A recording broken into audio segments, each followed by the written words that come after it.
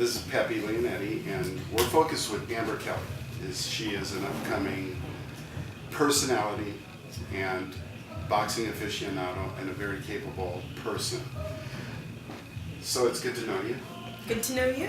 And tell us a little bit about how you first wanted to get into boxing. You know, how old were you, and what made your head start turning? I would say I was about maybe 4 or 5 when I actually understood the concept of boxing. Going to the gyms with my dad was one of the biggest things. We grew up in the gym. You know, it wasn't like something you would think about where most kids were like, oh, I want to go play outside. And it was kind of like, well, we didn't understand really what it was like to go play outside because we spent most of the time playing in the gym. So watching him spar, watching him jump rope, you know, these became things that when kids my age were so busy learning the monkey bars, I was learning how to two-step on a jump rope. So that was one of the main things for me. Oh, so you just kind of got swept right into it. Yeah, it's kind of just happened. All you had to do was have that little bit of interest, and you automatically just got swept right into it, and you were part of it, just like that. Yeah. Good.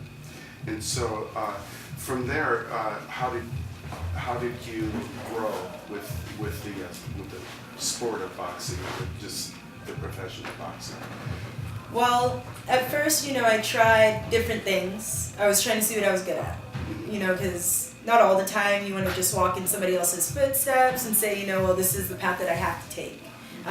You know, my mother let me figure out things on my own. She let me figure out whether I wanted to go to college, whether I wanted, you know, to succeed in working full-time jobs or doing anything that made me happy. And when I turned 18, I think I realized that boxing was something that I was just passionate about.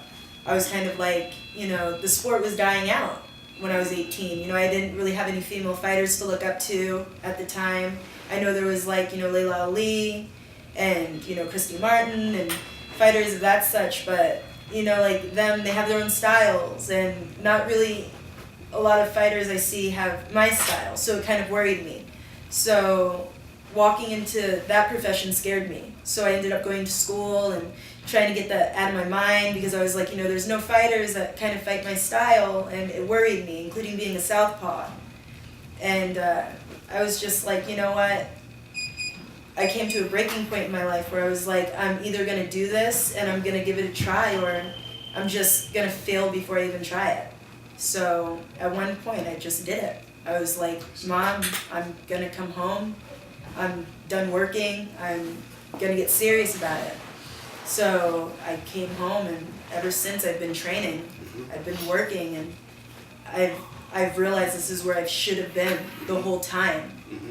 And, you know, you let time pass, and as time's passing, you don't really see the big picture, but it took me a second, but now I know where I'm supposed to be. I see.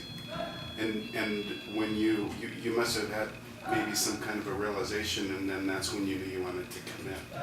And as soon as you committed, you stayed committed. Yes, definitely.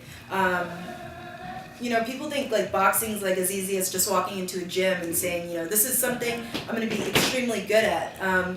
Me walking in, I thought the same thing. You know, I thought, oh, you know, I have a background and this is just how I'm going to be. But after a while, I learned like, wow, there's a lot that goes into this. There's like a life you have to tie into this. It's not like you go out, hang out with your friends, and you party, and then, you know, you wake up at 4 in the morning and go to work and then go to the gym. Like, it's not like that. It's like boxing becomes the #1 priority in your life. It's something that you want to do. You're going to have to put aside things in your life to do it. You're going to have to level out your personal life and your fighting life. And that's one thing my mom always told me to do right now at this point in my life, is you have your personal life and then you have your gym life. You don't mix the two together. Right. You don't mix playtime and work time.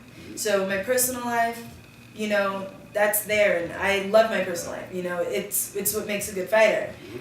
You know, I've talked to so many people, and I think that a lot of things people say to me stick out, where, you know, people tell me they've been down my road and they were like, you know, if I was your age again, I would have did this different. I would have spent more time focusing on this aspect of my life rather than, you know, running around and being all about the money and hoping that, you know, it was just gonna fall into my lap. Like, that's not even what it's about. Like, people actually love this sport. Like, even after retiring, this is what they choose to do. They don't wanna go out and get a full-time job. They would rather be at the gym and try to help somebody realize, like, if this is something you're passionate about, then do it. Mm-hmm. And for every time, like, I thought in my head that I couldn't do this, every time I get in the ring and I get lost and I'm just in there and I'm focused, I hear somebody say, like, you got it. You got it. Wow. So you're like in a zone when you're there, right? When you're fighting. Because when you're in there, it's not like you can take, you know, I can't take my mom in there with me. Right. I can't take my trainers in there with me. Mm-hmm. I can't, it's nobody. It's, right. When I actually get in there, it's going to be me and this girl. Mm-hmm. You're like, you know, you can't tell somebody, get in there and do what I'm going to tell you to do. You know, you could just listen to your best advice in your corner and say, well, I'm trying to listen, but Mm-hmm. when they're swinging, it comes down to you and them. Mm-hmm. Because they're not going to listen to what they have to say or listen to what anybody else has to say. Yes. They see a shot, they're going to take it. Right. And that's exactly why I'm in training right now still. Mm-hmm. That's why I train every day, and that's Mm-hmm. why I do it passionately. Because when I'm in there, it's about me and her. Right. I want to conquer. I want to come out on top. Yeah, you have to stay focused to do that, to conquer. It takes a lot of focus. And I noticed we had a chance to see you for a few minutes training. You train really hard. Yeah. You don't mess around.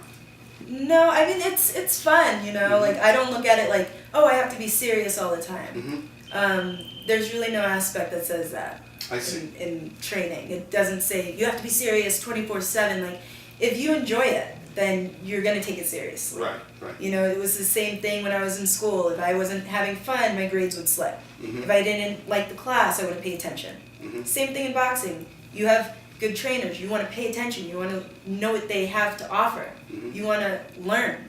I see. Sounds to me like fundamentals of success. So I'm sure you would want to be successful because that's just anybody, you know, especially if they're putting that much work into it. And you know, as you know, we interviewed your mother, and she has a lot of confidence in you, as you know. But I wanted to also ask you too, your training schedule. How much do you train?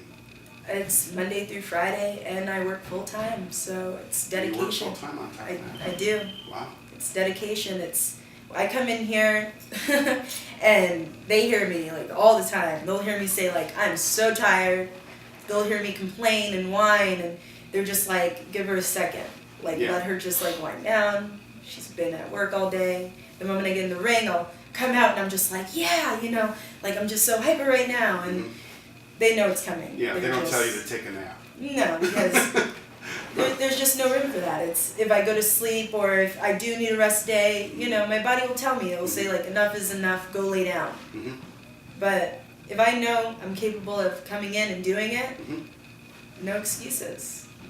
I think in a few years from now, there's going to be a lot of people that look back at this interview today and go, wow, she did it. Yeah. And I know that all of us here would like you to see you go all the way to the top and be just the biggest and brightest you can possibly be. Yeah, because see, it's people like you though. These are like the people we need because, like, it's the passion, it's the love, it's the care. Mm-hmm. That's what keeps somebody going. It's not because you buy tickets for each fight. It's not because you're, you know, it's just me looking down and catching a glimpse of your face in that crowd means more to me than anything else there. Just that one look down in the crowd and seeing somebody just as simple as you means more to me than 1,000 faces. Well, here is to your future memories, and we wish you the best. Thank you. You're welcome. It was good talking to you. Good talking to you too.